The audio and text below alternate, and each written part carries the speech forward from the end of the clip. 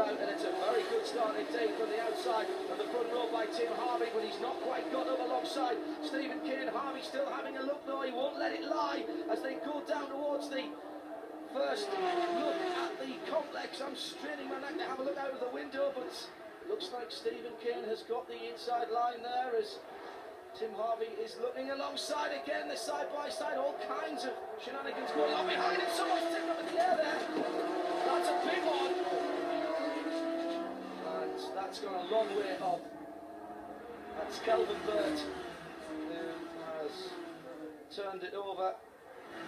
So that will bring out a red flag. That's Kelvin saying hello to the marshals. And just watch, there's a touch very slightly there. And look at our cameraman. Doesn't flinch, stays on it, focused and everything. Boyd, you're an absolute superstar, mate. Down the inside comes Cook. Gets up inside of Jackson and a spin because Buffett gets hit by Hunter Abbott by the look of it. Off they have both gone into the side of the Mercedes that was turning through the corner, so quite a big hit.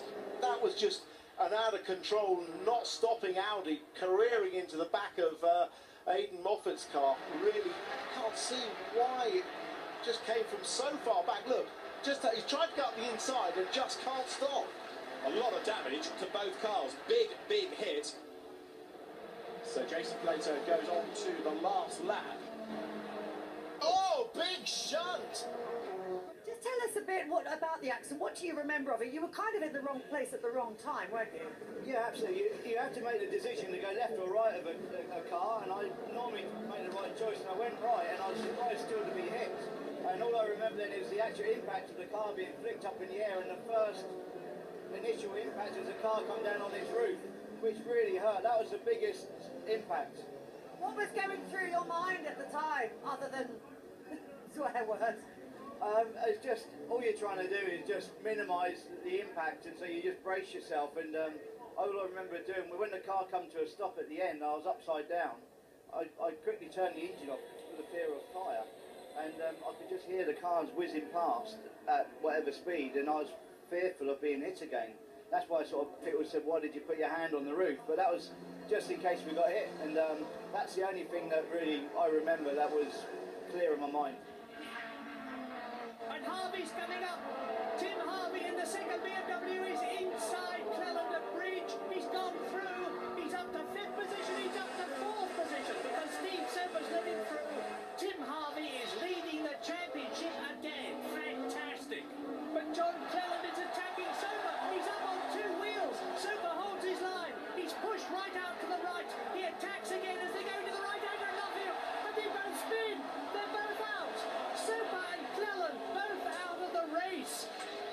2 very determined chargers, each refusing to yield, and they both paid the penalty. I just have to say, the man chopped me a couple of times, then he runs into me. It takes me straight in the barriers. I mean, what are we doing here? Is this stock car racing or is this motorsport? He might get away with that in Germany where he might be Mr. Superstar. But this is clean. The man's an animal.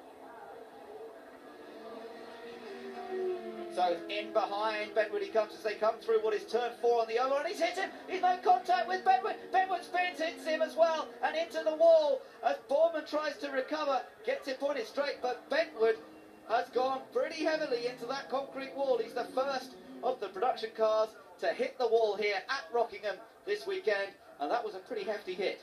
But he certainly didn't do it all on his own there. Boardman just tucks into the rear there, just turns him round, and there's nothing much that Benwood can do about it. He's heading for the wall.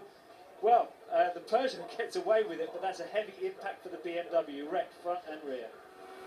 Let's watch it from on board the BMW. Well, at that stage, you're flat out on the throttle, so Michael Benwood just accelerating away, but turned straight into the wall. Heavy impact. So we're all set to go racing then, and Colin Turkington has the front row all to himself. Michael Benwood starting from the back, but Turkington gets away. So does Matt Neal from the second row of the grid, and Matt Neal going into the space. Oh, and there's a car in the background. It's Plato, and another off. It's John George into the barrier on the right as we look at it. Here we see it bunching at the back, the BMW touching the inside of Plato's car, straight across the road, and a huge impact into the barrier. On board with Plato, you can see he makes a poor start, and all of a sudden the car's heading right, and he's got no chance at all. That is the leading of the three eBay Motors BMWs. Colin Turkington at the wheel, 2.4 seconds being the margin. Adam Morgan's flying. He's done the best middle section of anybody, and Paul O'Neill is in real strife, and he's in the barriers as well. And that is a big impact, and I fear that BMW was involved again there. The two of them look pretty close coming out of the hairpin, and that has put Paul O'Neill out of the race. It's given him a damaged car. It's brought the safety car onto the circuit as well, and the return to the championship, I'm afraid, has not been a happy one. No, that will be an awful... Oh, there's a fire as well. It's not too serious. It's just the exhaust smooth-setting fire to the running strip, and Marshall's, they're there very quickly. Poor old Paul, not the return that he wanted. Look in the background. Yes, Foster into the side of O'Neill.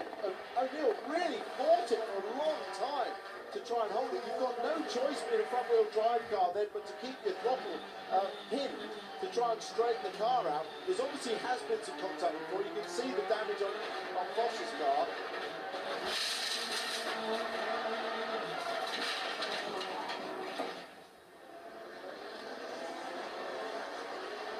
Andrew Jordan makes the best start from the outside of the front row, and Matt Neal may lose second. He has. James Nash goes into second. It's Vauxhall 1-2.